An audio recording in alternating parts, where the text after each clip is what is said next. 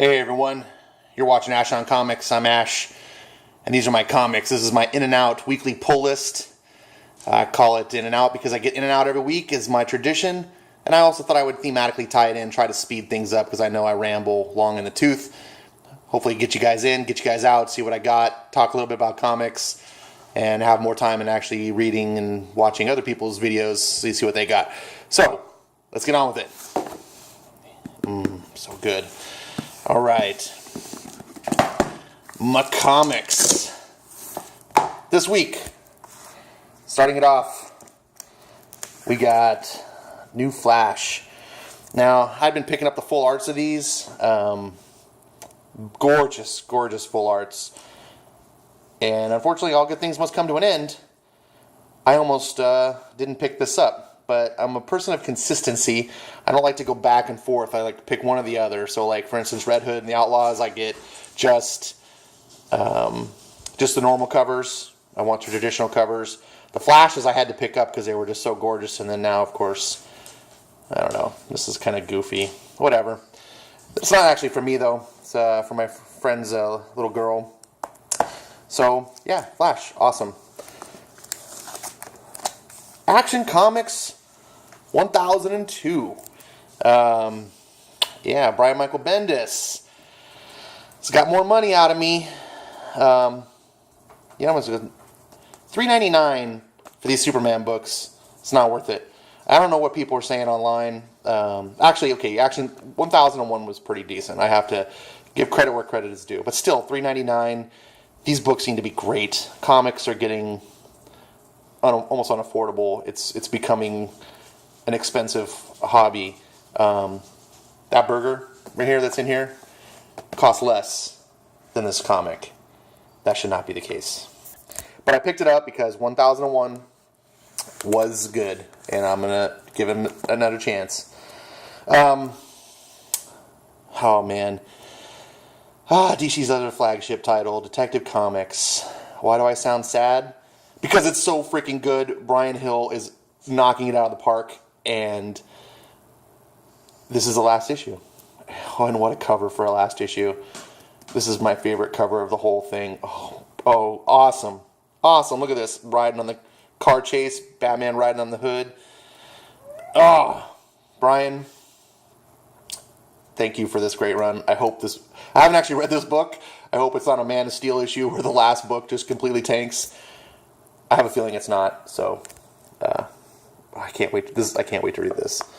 All right, next issue we have Justice League Dark, and I told myself I wasn't going to pick this up because I don't really like Justice League.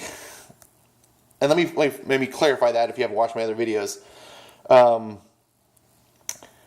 don't like the concept of Justice League. It's not that I don't like the Justice League book. I don't want to say that. I just think it's kind of silly. I have the same problem actually with Avengers. Just taking all these big shot heroes and randomly saying, hey, go together and be a team, never sat right with me. I do like James Tynion IV, however. Despite what Trajan says, this guy's a good writer, knows what he's doing. Showed him wrong on Immortal Men. Trajan had to eat a little bit of crow there. But that's all right. I can forgive him. Not everyone's perfect. So I'm going to pick this one up, give it a shot. It's called Justice League, but it's not really Justice League to me. This feels more like an actual team book. The only big shot hero is Wonder Woman, and it almost feels like maybe Wonder Woman, picking up some people and saying, okay, let's go do this action. I need some help. It doesn't just feel like, hey, let's take our biggest, baddest heroes and randomly put them together in a book. So hopefully it's good. I haven't actually read it. I need to catch up and get the first issue on this one under my belt. I get so behind. Next issue. Silencer. I have trouble with this one because this dude right here, Bogdanovich, comes off as a major a-hole on social media. But we'll see. I'm going to give it a shot. He hasn't actually blocked me or anything, so I can't, it's really tough today buying comics because you have, if you take everyone that says is kind of a dick to the fans, you don't have very many people to work with. All the cool people have been run out of the industry. Not all of them. There's a few, like Brian Hill I talked about, but you're so few and far between. So I have to have a little bit of leeway. Unfortunately, that sucks. I can't be as picky and choosy as I wish to be, because honestly, my instinct is just to be like, F you. This is my leisure money that I have to talk myself into spending on your overpriced books. You give me the slightest reason not to buy it, I'm happy not to buy it. But everyone raged about Silencer. I went back, picked up the first 6 issues, trying to get into it. So I'm gonna decide on this book is gonna make me decide. I'll go from there. All right, next, Die, Die, Die. Oh man, every time I see this, I think of the Metallica song, which I believe is actually a remake, but I don't know who did the original, so I'm gonna call it Metallica.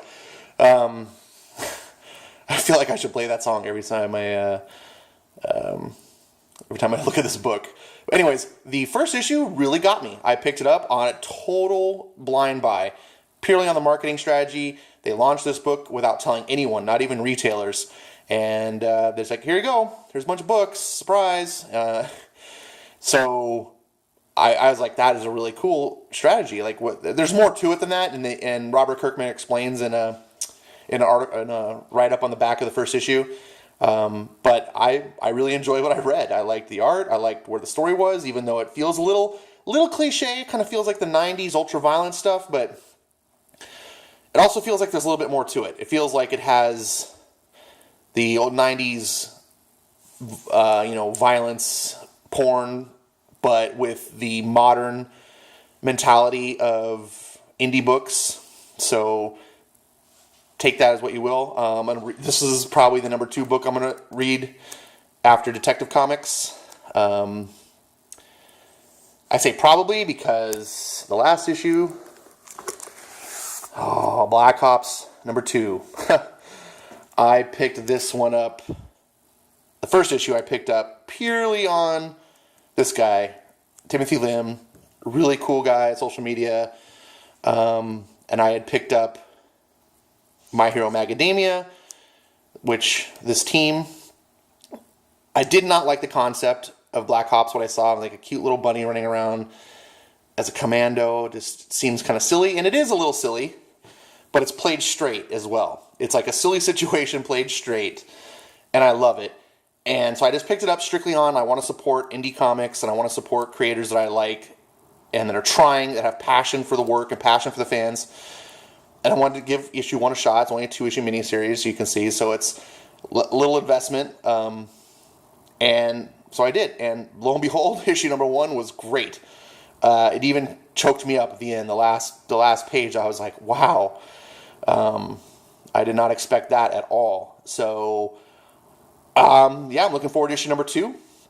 It's a really good book. So this might actually be my second book that I read. I'm not sure.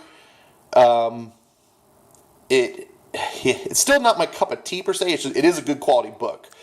So I think that's why it might slip to number 3, purely on subjectivity, not quality or anything like that.